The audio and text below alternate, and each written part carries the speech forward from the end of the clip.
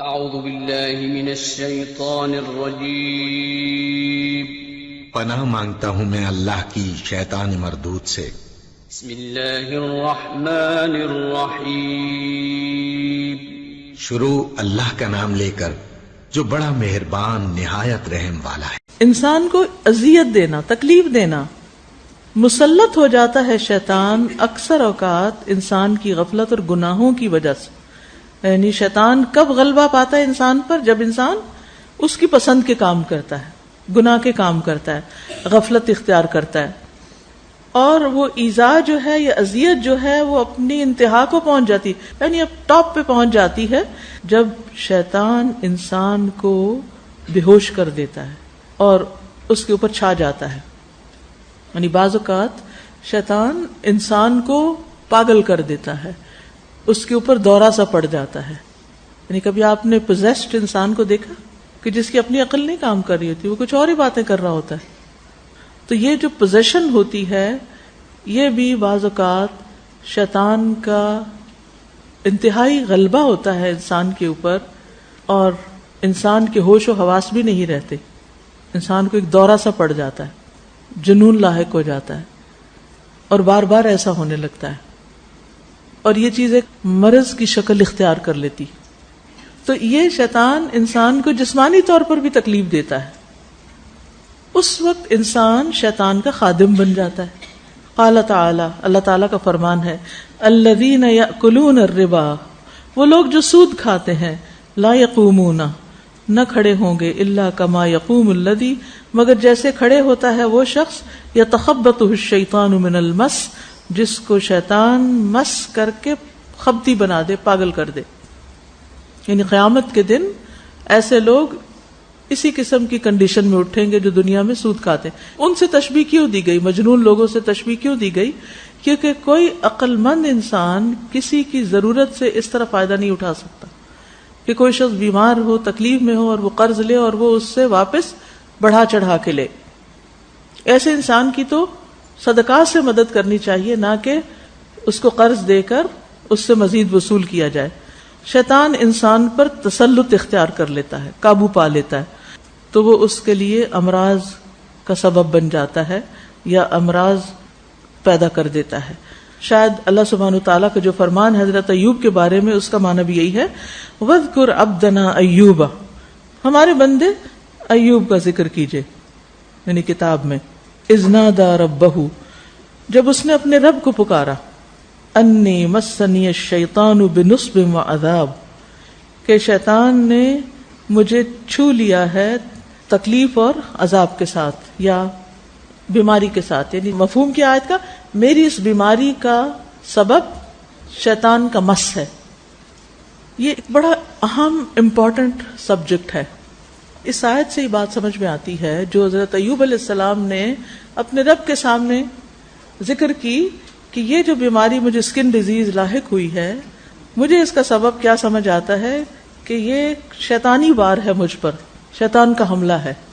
اس سے یہ بات سمجھ میں آتی ہے کہ بعض بیماریاں ان کا سبب شیطانی حملے ہوتے ہیں، خصوصاً وہ بیماریاں جن کی کوئی ریزن، وجہ سمجھ ہی نہیں آتی، جن پہ کوئی فزیکل علاج، دوائی کام ہی نہیں کرتی، آپ دوا کھاتے رہتے کچھ فائدہ نہیں ہوتا، یا مرض کا سبب ہی سمجھیں۔ ڈاکٹرز بڑے بڑے سمجھدار، بڑے بڑے ایکسپرٹس اس معاملے میں بالکل ہینڈز اپ کر دیتے ہیں، وہ کہتے ہیں لا علاج ہے، لے جائیں مریض کو، اس کا علاج کوئی نہیں۔ حالانکہ حدیث میں کیا آتا ہے، ما انزل اللہ داء، کوئی بیماری اللہ نے ایسی نہیں اتاری الا انزل لہ شفاء، مگر جس کے لیے شفا نہ اتری ہو۔ لا علاج بیماری کوئی نہیں ہے، ہر بیماری کا علاج ہے، لیکن حدیث میں بھی آتا ہے علم من علم وجہل من جہل، جس کو علم ہونا تھا ہو گیا، جو جاہل ہے جاہل رہا اس سے۔ یعنی کچھ لوگوں کو پتا چل جاتا ہے، بیماری کی سمجھ آ جاتی ہے، کچھ کو نہیں آتی، لیکن ہر بیماری کا علاج ہے۔ اس لیے کبھی کوئی بیمار مایوس نہ ہوا کرے، کیونکہ مایوسی بھی شیطان کی طرف سے۔ کبھی کوئی یہ نہ کہے کہ میں تو اب ٹھیک ہو ہی نہیں سکتا، نہیں، شفا اللہ کے ہاتھ میں ہے۔ لا شفاء الا شفاء، کوئی شفا نہیں مگر تیری ہی شفا، تو ہی شفا دے گا تو شفا ہوگی۔ تو بعض بیماریاں شیطان کا مس ہوتی ہیں۔ پچھلے دن جب میں عمرے پر تھی تو وہاں میری ایک سعودی خاتون سے ملاقات ہوئی، تو وہ کہنے لگی کہ ہمارے ایک بدوی خاتون آتی، یہ بدو ہوتے جو گاؤں دیہات میں رہتے ہیں، وہ آتی ہیں اور وہ علاج کرتی ہیں ایسی بیماریوں کا جو ڈاکٹر علاج نہیں کر پاتے، کیونکہ ان کے خیال میں ایسی بیماریاں شیطان کا مس ہوتی ہیں. میں نے کہا کہ اچھا کیا کرتی ہیں وہ؟ تو انہوں نے بتایا کہ 2-3 چیزیں کرتی ہیں. ایک تو زمزم پلاتی ہیں، کچھ آیات وغیرہ بھی پڑھتی ہیں، اور جیسے زیتون کے تیل پر کچھ پڑھ کے پھر اس کو کھانے یا مساج وغیرہ کے لیے، مالش کے لیے استعمال کرنے کے لیے کہتی ہیں. اور اس کے علاوہ حجامہ کرتی ہیں. تو حجامہ سے بہت فائدہ ہوتا ہے. اب حجامہ کیا ہے؟ حجامہ بلڈ سکشن ہے نا ایک طرح سے، اور شیطان کہاں ہوتا ہے؟ بلڈ میں گھوم پھر رہا ہوتا ہے. تو جب اس کو کٹ لگتے ہیں جسم کو اور وہ سک کیا جاتا ہے تو اس کو باہر نکلنا پڑتا ہے. بلکہ میں نے کہیں پڑھا تھا کہ ڈاکٹرز نے اس بات کا ایکسپیرینس کیا. جدہ میں مجھے ایک حجامہ کرنے والی خاتون نے یہ بات بتائی تھی کہ شاید ان کے اپنے ساتھ یہ ہوا کہ انہوں نے جب حجامہ کے بعد جو خون نکلا تھا وہ جیسے بن میں ڈال دیتے ہیں، تو اگلے دن تک دیکھا تو خون فریش ہی تھا، اور جب اس کو چیک کرایا گیا تو اس کے اندر ابھی بھی جیسے لائف ہوتی ہے. تو وہ کون سی لائف تھی؟ وہ کون وہاں اٹکا ہوا تھا؟ ورنہ تو خون نکلتا ہے تو تھوڑی دیر بعد جم جاتا ہے، سوکھ جاتا ہے، ختم ہو جاتا ہے، خراب ہو جاتا ہے. تو حجامہ کے علاج سے اگر اس قسم کا کوئی مس ہے تو اس کا افادہ ہوتا ہے. اسی لیے نبی صلی اللہ علیہ وسلم فرمایا 3 چیزوں میں شفا ہے، اور ان میں سے ایک شربت عسل، شہد کا پینا، اور دوسرے شرطۃ محجم، حجامے کا کٹ. جو کٹ لگتا ہے اور خون نکلتا ہے تو اس کے ساتھ انسان کے جسم سے، جس کو ہم کہتے ہیں نا انسان ڈی ٹاکس ہوتا ہے. جادو کے اثر میں عموماً حجامہ سر کے اس حصے پر کیا جاتا ہے. اور اس کو آپ دیکھیے کہ اس حدیث میں بھی آتا ہے نا کہ جب کوئی جوڑا کر لیتا ہے تو وہ شیطان کی بیٹھک بن جاتی، یعنی شیطان یہاں سے انسان کو ایک طرح سے پکڑتا ہے. تو خلاصہ یہ ہے کہ شیطان انسان کو جسمانی تکلیفوں میں بھی مبتلا کرتا ہے، وہ ایسا دشمن ہے. دلیل علی ذالک، اس بات کی دلیل یہ حدیث ہے. وقال صلی اللہ علیہ وسلم، اور نبی صلی اللہ علیہ وسلم نے فرمایا، الطاعون وخز اعدائکم من الجن، طاعون کی بیماری جو ہے وہ تمہارے دشمن جنوں کے مس سے ہے یا گھونسے سے ہے. وَهُوَ لَكُمْ شَهَادَةٌ، اور وہ تمہارے لیے شہادت ہے. یعنی طاعون سے مرنے والا شہید کیوں ہے؟ کیونکہ اس کو شیطان نے مارا ہے، ایک طرح سے دشمن نے مارا ہے. اسی طرح روحانی بیماریاں جیسے ڈرنا، بعض لوگوں کو آپ نے دیکھا ہوگا وہ بہت ڈرتے ہیں. اب وہ کہتے ہیں کیوں ڈر لگ رہا ہے، پتہ نہیں کیوں ڈر لگ رہا ہے. کیا شروع سے لگتا نہیں؟ شروع سے تو کبھی نہیں ڈرے تھے. اچانک کبھی کوئی بچہ ڈرنے لگ جاتا ہے، کبھی کوئی بڑا. بعض اوقات آپ نے دیکھا ہوگا کہ جو خاتون بچہ پیدا کرتی ہے اس میں وہ ڈرنا شروع ہو جاتی ہے یا ڈپریشن میں آ جاتی ہیں خواتین. کئی دفعہ یہ عام طور پہ دیکھا گیا. ہوتا یہ نا کہ اس کیفیت میں انسان نہ ذکر کرتا ہے نہ کچھ، اور جسمانی طور پر بھی کمزور ہوتا ہے، بلڈ بھی جسم سے نکل رہا ہوتا ہے. تو یہ ساری چیزیں مل جل کے انسان کو بعض اوقات ایسی کیفیت میں مبتلا کر دیتی ہیں. تو یاد رکھیے اس کیفیت میں بھی صبح شام کے اذکار پڑھ سکتے ہیں آپ.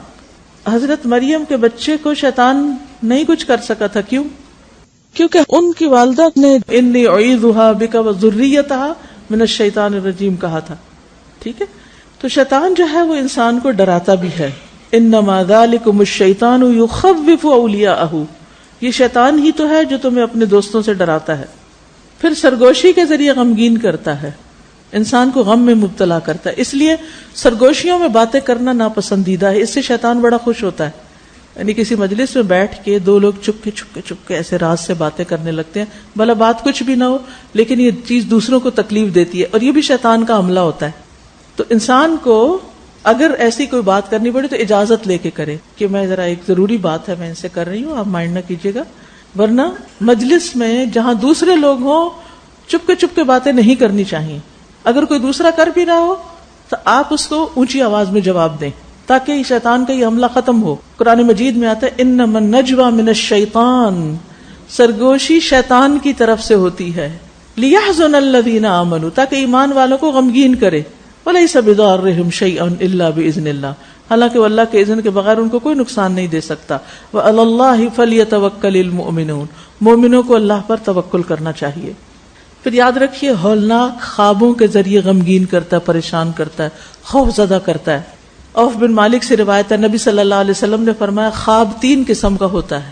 خواب 3 قسم کا ہوتا ہے. ایک شیطان کی طرف سے ہولناک اور ڈراؤنا خواب، تاکہ انسان رنجیدہ اور پریشان رہے. آپ سب نے ایکسپیرینس کیا ہوگا کہ کبھی کوئی ایسا خواب آ جاتا ہے کہ انسان سارا دن بیزار رہتا ہے، بار بار وہ خواب دماغ میں آتا ہے بار بار، اور انسان خوف میں مبتلا رہتا ہے، پتہ نہیں اب کیا مصیبت آنے والی. اور دوسرا، انسان جو کچھ سوچتا ہے دن میں وہ رات خواب میں نظر آتا ہے.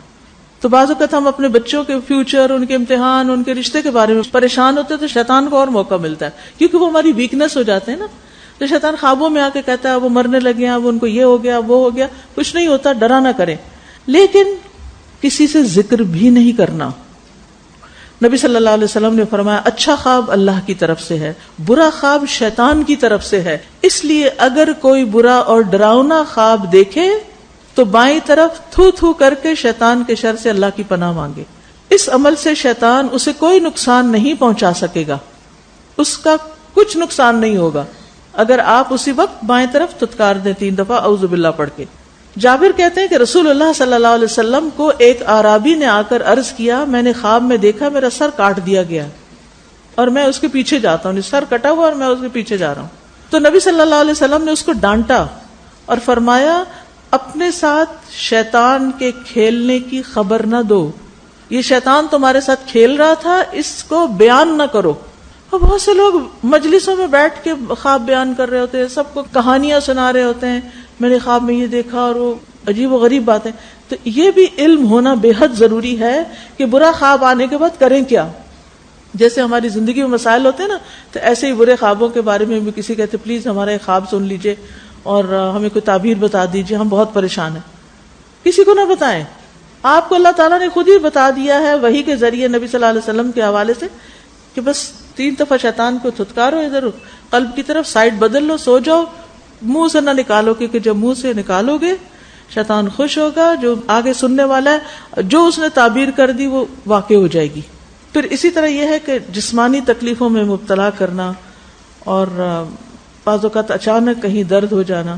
تو نبی صلی اللہ علیہ وسلم نے ایک صحابی کو جن کی آنکھ میں تکلیف تھی تو آپ نے ان کو سکھایا کہ تم اس کے لیے اپنی آنکھ میں پانی کا چھینٹا ڈالو اور یہ کہو اذهب البأس رب الناس واشف انت الشافی لا شفاء الا شفاؤک شفاء لا یغادر سقما. ٹھیک ہے، سنن ابن ماجہ کی روایت ہے. اور اس کی وجہ یہ ہے کہ بعض اوقات کوئی تکلیف اچانک ہوتی ہے تو ہمیں سمجھ نہیں آتی ہم کیا کریں. کوئی بیٹھے بیٹھے اچانک درد اٹھتا ہے یا کچھ بھی، تو فوری طور پر تھوڑا سا اس کو مل لیں، وہ دعا پڑھ لیں. اگر درد ہے بسم اللہ بسم اللہ بسم اللہ اعوذ باللہ وقدرتہ من شر ما اجد احاذر 7 بار، انشاءاللہ آپ دیکھیں گے تکلیف دور ہو جائے گی. یا پھر یہ دعا پڑھ لیں اذهب البأس رب الناس. ٹھیک ہے، لیکن یہ آنی چاہیے آپ. اسی طرح شیاطین جادو میں بھی استعمال ہوتے ہیں. جو لوگ جادو کرتے ہیں دوسروں پر، وہ شیطانوں کے ذریعے کرتے ہیں، جنوں کے ذریعے کرتے ہیں، اور وہ جادو سکھاتے بھی ہیں. وَلَكِنَّ الشَّيَاطِينَ كَفَرُوا، کیا کرتے تھے؟ يُعَلِّمُونَ النَّاسَ السِّحْرَ، وہ لوگوں کو جادو سکھاتے تھے. کبھی جنون میں مبتلا کرتے ہیں. نبی صلی اللہ علیہ وسلم نے فرمایا یہ دعا کیا کرو اللہم انی اعوذ بک من الشیطان الرجیم من ہمزہ ونفخہ ونفثہ، کیونکہ شیطان ان سب طریقوں سے انسان کو تکلیف دیتا ہے. کبھی گھروں میں آگ لگواتا ہے.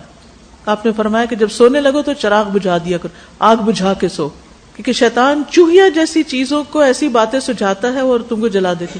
یعنی وہ ایسی چیز وہاں گر جائے گی جو لے کے، جیسے وہ پہلے زمانے میں جو لیمپ جلاتے تھے اس کے اندر تیل اور تیل کے ساتھ اس میں بتی ہوتی، تو وہ چوہیا آئی اور بتی اٹھا کے لے گئی جلتی جلتی، وہ جہاں جہاں سے گزری تیل بھی گرا اور وہاں وہاں آگ لگتی گئی، اور وہ بھڑک اٹھے شعلے. پہلے تو چھتیں بھی ہوتی تھی نا ایسی کہ لکڑی آگ پکڑ لیتی.